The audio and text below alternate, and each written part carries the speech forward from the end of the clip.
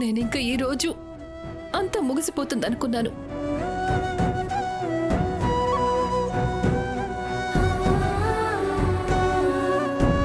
కానీ రేఖ అక్కడికి నన్ను కాపాడడానికి వచ్చింది. నేను కెమెరా సెట్ చేసేసాను. మీరు ఒక పని చేయండి, మీరు అక్కడికి వెళ్ళి దాక్కోండి. నువ్వే కదా నా బండారం బయటపెట్టడానికి వచ్చింది. సిద్ధంగా ఉండు, స్వర్గలోకానికి వెళ్ళడానికి.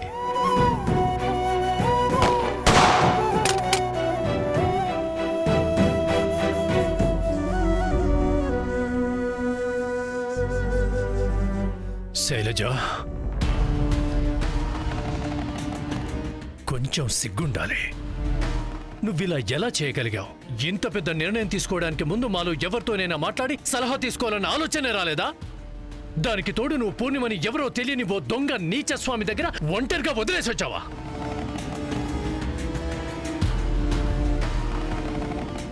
అసలేంటి పిచ్చి పని? నీకు వెంటనే నానమ్మనైపోవాలని. పిల్లల కోసం నువ్వు ఇంకెంత నీచానికి దిగజారిపోతావు. అరే పూర్ణిమ మనింటి గౌరవం, తన మన కూతురు లాంటిది. లేదు, అలాంటిదేం లేదు. నన్ను క్షమించండి. నాకు తెలీదండి ఆ స్వామీజీ ఇంత పెద్ద మోసగాడని. నాకసలు ఏమైందో ఏంటో. ఎలా అనిపిస్తుందంటే ఏదో ఉన్నతి తన బిడ్డని పోగొట్టుకున్న తర్వాత నాకు ఏదో దయ్యం పట్టినట్టయింది. ఎలా అనిపించిందంటే ఎట్టి పరిస్థితుల్లో వెంటనే మన ఇంటికి, మన కుటుంబానికి ఒక బిడ్డ అయితే వచ్చి తీరాలి అని. లేదండి, నాకు తెలీదు. మీకు కూడా తెలుసు కదా, ఈ కుటుంబంలో అందరికీ తెలుసు. ఈ రోజు వరకు నేను నా కోడలి ముందు పెద్ద కవచంలా నిలబడ్డాను. కానీ నిజం చెప్తున్నానండి, నాకు అసలేం తెలీదు. నేను ఇలా అస్సలు అనుకోలేదా స్వామీజీ?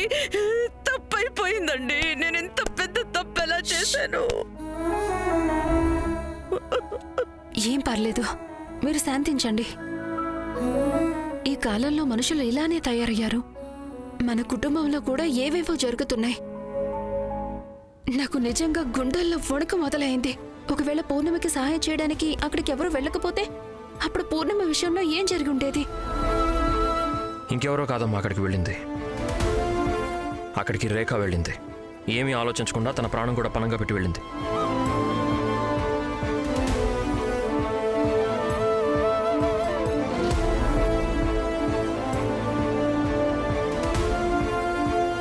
తను ఎవరి మాట వినలేదు. తన మనసు కనిపించిందే చేసింది. పూర్ణిమకి ఎలాంటి అనర్థం జరగకుండా కాపాడింది. తన కుటుంబం గురించి ఇంతగా ఆలోచించే మనిషి ఎవరికైనా అన్యాయం చేస్తుందా? తను ఉన్ని విషయంలో కూడా ఏ తప్పు చేయలేదమ్మా. అయితే నువ్విప్పుడు ఈ విషయాన్ని యూజ్ చేసుకుంటావా నీ భార్యని కాపాడడానికి? అలాంటిదేం లేదమ్మా. నేను జస్ట్ నీకు నాణ్యానికి మరో సైడ్ కూడా చూడమని చెప్తున్నాను అంతే.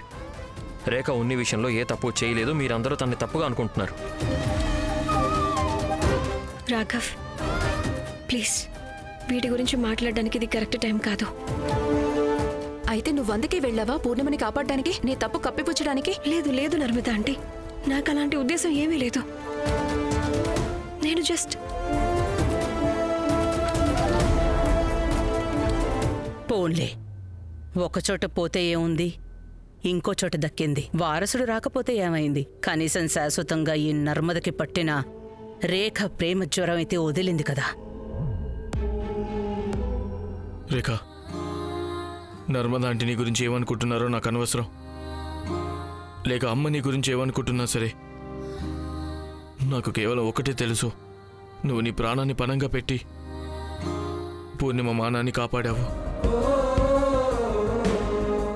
అందుకు నేను నీకు రుణపడి ఉంటాను.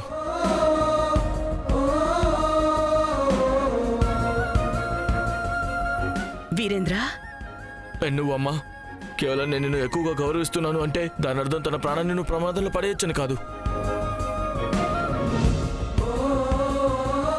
ఈ రోజు నుంచి పూర్ణిమ గురించి నువ్వు ఏ నిర్ణయం తీసుకున్నది నాకు చెప్పే తీసుకోవాలి. పద పూర్ణిమ, నువ్వు అలసిపోయి ఉంటావు, వెళ్ళి రెస్ట్ తీసుకో.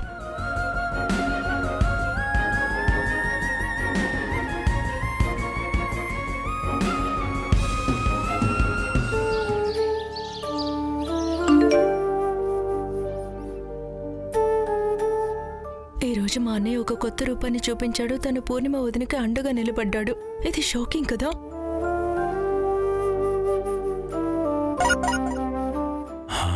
చాలా మంచి విషయమే పూర్ణ గారికి, మీ అందరికీ కూడా. ఓహో,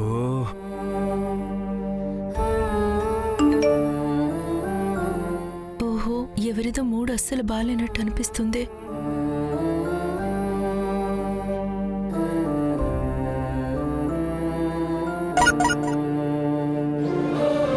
ఈ ఇంట్లో ఎవ్వరి మూడు సరిగ్గా ఉండడం లేదు. కేవలం 5 లక్షలు అడిగాను నా ఆర్ట్ కోర్స్ కోసం, అది కూడా ఇవ్వడం కుదరదు అంటున్నారు ఇంట్లో వాళ్ళు. I hate my life, I hate my family. దీనికంటే నేను చావడమే మేలు.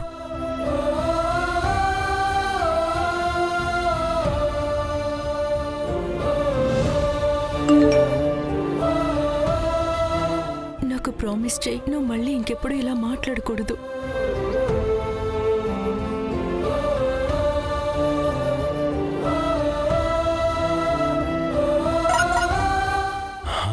అదేదో నేను ఊరికే కోపంలో అనేశాను.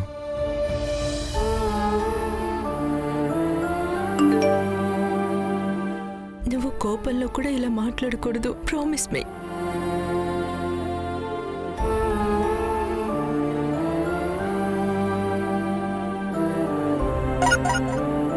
ఓకే ఫైన్, మళ్ళీ అనను.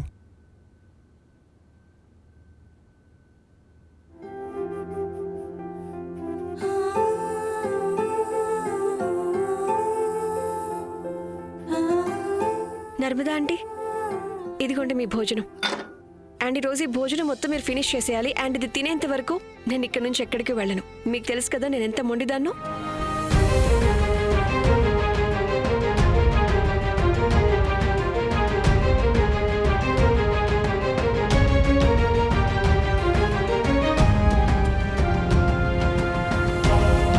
నువ్వు మొండిదానివి కదా, అయితే ఆ దేవుడికి చెప్పి ఉన్నతి బిడ్డని తిరిగి తీసుకురా. ఎవరినైతే నువ్వు దూరం చేసావో తనని ముందు బాధ పెడతావు, ఆ తర్వాత భోజనం వడ్డిస్తున్నావా? నాకు నువ్వు తెచ్చింది ఏది అక్కర్లేదు. వెళ్ళిక్కడి నుంచి. Narmada aunty, I'm so sorry. Please please నన్ను క్షమించండి. నేనేమీ చెయ్యలేదు. Please Narmada aunty. చెప్పేది నీకే రేఖ, వెళ్ళిక్కడి నుంచి. అయినా ఒక మనిషి నిన్ను ఇష్టపడకపోతే నీకు వచ్చే నష్టం ఏం లేదులే. ఎందుకంటే నిన్ను ఇష్టపడేవాళ్ళు, నిన్ను ప్రేమించేవాళ్ళు చాలా మంది ఉన్నారుగా. మళ్ళీ ఎవరిదైనా ప్రాణం కాపాడి గొప్పదాని వైపోతావు, హీరోయిన్ వైపోతావు. కానీ ఒకటి గుర్తుపెట్టుకో రేఖ, నా వరకు నువ్వెప్పటికీ ఒక నేరస్తురాలివే. నువ్వు నా కూతురి జీవితంలోనే అతి పెద్ద సంతోషాన్ని దూరం చేస్తావు. నా కూతురు కేవలం తన బిడ్డని మాత్రమే పోగొట్టుకోలేదు, ఈసారి నన్ను, నా ప్రేమని కూడా నువ్వు శాశ్వతంగా పోగొట్టుకున్నావు. వెళ్ళిక్కడి నుంచి. లేదు లేదు నర్మదా ఆంటీ, ప్లీజ్ ఇలా చేయకండి.